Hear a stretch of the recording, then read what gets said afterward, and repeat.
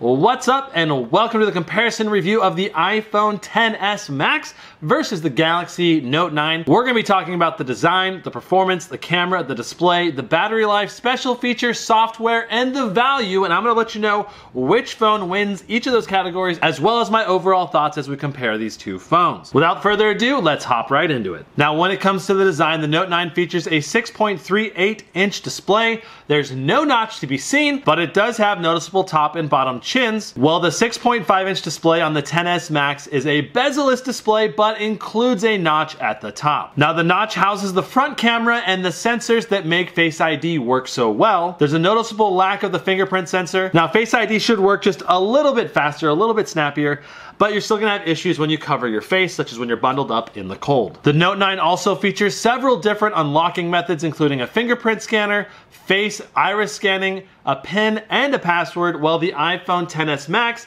features Face ID and a PIN or password to unlock the device. Now, both devices feature key wireless charging, glass on the front and back, while the Note 9 features Gorilla Glass 5 on the front and back. The XS Max, on the other hand, features the strongest glass ever in a smartphone. I put quotation marks because I want to put it to the test and see which one survives better in a drop test. And that drop test will be happening in the near future, so you want to hit that subscribe button and tap the notification bell so you're notified when I drop that drop test coming up. Now, as far as design goes, I think these two devices are really close. They both have very premium feel, glass and metal all the way around, so I'm going to call it a tie when it comes to the design. Now, the Note 9 utilizes the Snapdragon 845 processor and Adreno 630 GPU. These are good, all-around solid performers, but the iPhone XS Max has the new A12 Bionic chip, which is going to be quite a bit faster. Now, Apple is claiming the A12 Bionic will be 15% faster than the A11, when the A11 was already a little bit faster than the Snapdragon 845 to boot. The result is that in CPU power, the A12 Bionic should be about 20 to 25% faster overall. On top of that, we have three major improvements in different areas. First, we have about a 45% power efficiency improvement. This will help reduce the amount of heat that the processor makes, and at the same time improving the battery life. The second thing is that we have the new 8-core neural network, and the third thing is the new GPU, which should be about 50% faster than the A11 GPU, which was already a bit faster than the Adreno 630 GPU. When it comes to raw CPU performance, the iPhone lineup should be about 25 to 30% faster. When it comes to gaming performance, we're looking at about a 50 to 60% performance improvement with the iPhone XS Max, and that's going to translate in games like Fortnite, which is already struggling to hit 30 frames per second consistently on the iPhone X from last year. The new iPhone XS Max should hopefully be able to hit at least 30 frames per second consistently, if not maybe up to 45 frames per second consistently. Unfortunately, the Note 9 is struggling to even hit 30 frames per second consistently. It's got a lot of stuttering issues that could be fixed with optimization, but it's largely, I think, due to the GPU not being powerful enough. Both the Note 9 and the new iPhone XS Max will be snappy in day-to-day use. It's just going to be in very specific instances where you'll notice that big difference with the A12 Bionic being a lot faster. Overall, the iPhone XS Max wins out in the processor and GPU department. Now, both cameras feature a 12 megapixel dual camera setup with both a wide angle and telephoto. The main differences here is the Note 9 features a dual aperture that switches between f1.5 and 2.4. The great thing about being able to go down to f1.5 is the natural bokeh when you get close for up-close portraits. It looks really good, and of course that f1.5 helps out in low light. Now, the iPhone XS features only an f1.8, but it'll still perform exceptionally well both in photos and videos. Now, when it comes to videos, both phones have 4K 60 frames per second, but the video stabilization in 4K will be better on the iPhone XS Max simply because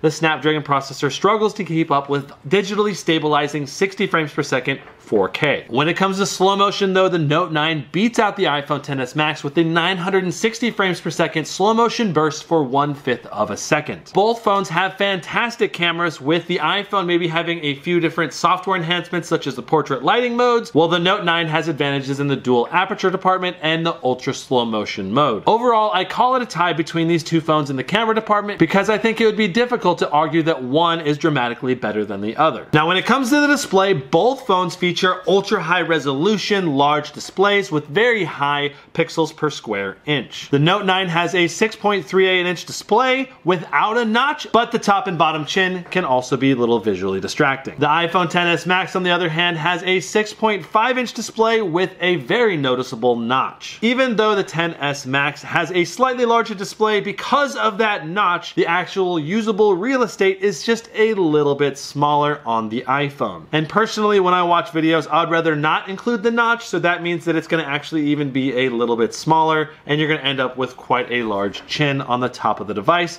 when you're watching videos. Now, overall, both devices feature OLED panels that are going to be extremely bright, extremely high quality. We're going to have to wait to see when we get the XS Max in hand to see how good the display's quality is. If it's a Samsung panel, or if it's an LG panel, or if it's an Apple-made panel, we're not exactly sure at this point, but I look forward to testing it out and seeing it in person. Overall, both phones have fantastic displays, but I gotta give the Note 9's notchless display a tiny leg up, so I think it wins ever so slightly in this department. Now, one of the Note 9's greatest strengths is its 4,000 milliamp hour battery. It is a large battery that'll easily get you through one whole day of heavy use, or potentially 2 days of medium to light use. Now, Apple isn't telling us everything about the iPhone XS Max battery size, and that's probably because it's a slightly smaller overall battery, but the XS Max should have a more power efficient processor, so maybe that'll make up for the MAH. The only thing that Apple has said about the XS Max battery life is that it should be 1.5 hours longer than last year's iPhone X. If that's the case, I would argue that the Note 9 will probably have slightly longer battery life when playing video games, but the iPhone XS Max will probably be a little bit more power efficient when not under heavy load. We really won't know for sure until we get the XS Max in hand and we can do some battery comparison tests. For now, I'm calling it a tie between these two in the battery department until we have further information. Now, as far as software goes, we have iOS 12 on the XS Max.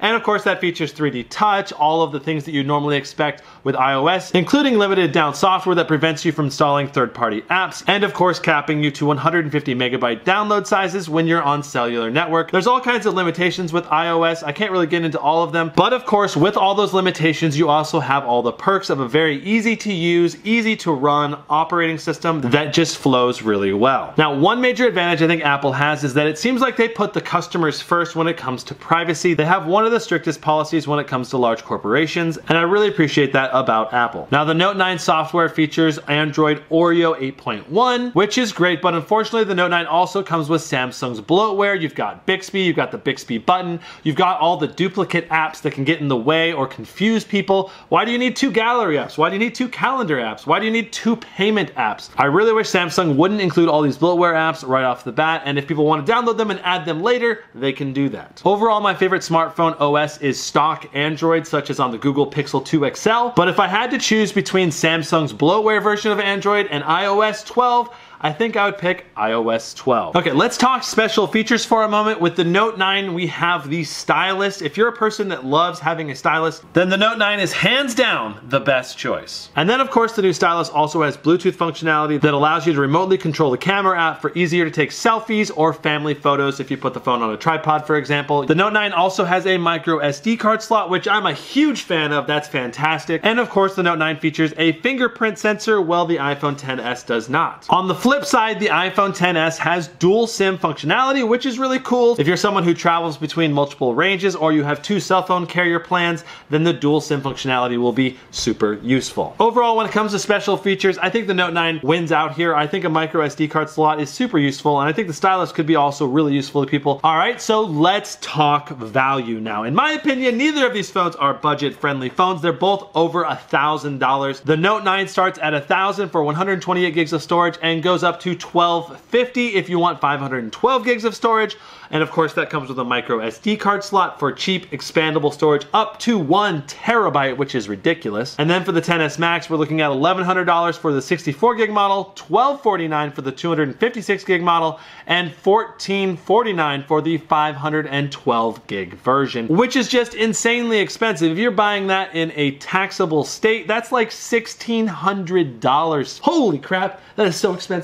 I'm just like, my mind wrapping around that. That's like as much as a MacBook Pro base model. What? the wow? Now, obviously, neither of these phones are high-value budget devices, but if you had to compare value, the Note 9, I think, edges out the iPhone XS with that cheaper base price and that micro SD card expandable storage. If you're on a budget and you're looking for an iPhone, get the XR. It's a fantastic overall deal for the money. On the flip side, if you're looking for an Android phone on the budget, the Galaxy S9 or the S8 or the Note 8 or the OnePlus 6 or the OnePlus 5T, all fantastic options, and will cost you anywhere from $400 to $700. All right, let's go ahead and wrap things up and compare which phones won each category. Both phones have fantastic designs. I called that a tie. When it comes to performance, the iPhone XS Max has the superior processor and GPU hands down. It will certainly outperform the Note 9 when it comes to rendering and processing and gaming tasks, but in day-to-day performance, it's going to be hard to tell a difference. Overall, the iPhone XS wins. When it comes to the camera, both these devices are fantastic with special features lining up on each side. I personally would argue that it's a tie. Now, when it comes to displays, both are going to be fantastic OLED panels, but because the Note 9 doesn't have a notch, that means it has a slight bit more usable real estate, so it wins out. Now, when it comes to battery life, I again called it a tie and maybe just too close to call at this point until we actually have the devices in hand. Now, when it comes to software, I personally choose iOS 12 because of all the bloatware that Samsung puts on their devices, but that's just me. Maybe you like the bloatware Samsung puts on the device. Maybe you're a big fan of Bixby. I'm not. That's totally fine. This is a very personal category that is up to each individual. And when it comes to value, the Note 9 slightly edges out the XS Max with a lower base price and the option of having a micro SD card slot. In conclusion, I've been rocking a Note 9 personally the last week or so. It's been fantastic. I really like it. But when the XS Max hits, I'm going to give it a spin and I'm going to let you know which of these two devices I ultimately pick. Overall, if you're an Android fan, the Note 9 is probably the best Android device currently out there. And if you're an iPhone fan without a budget, the XS Max is definitely going to be the best phone out there. That's it for this comparison. Let me know if you enjoyed it. If you did, hit that subscribe button, tap the notification bell, and smash that like button. I'll see you guys in the next one. Brandon out.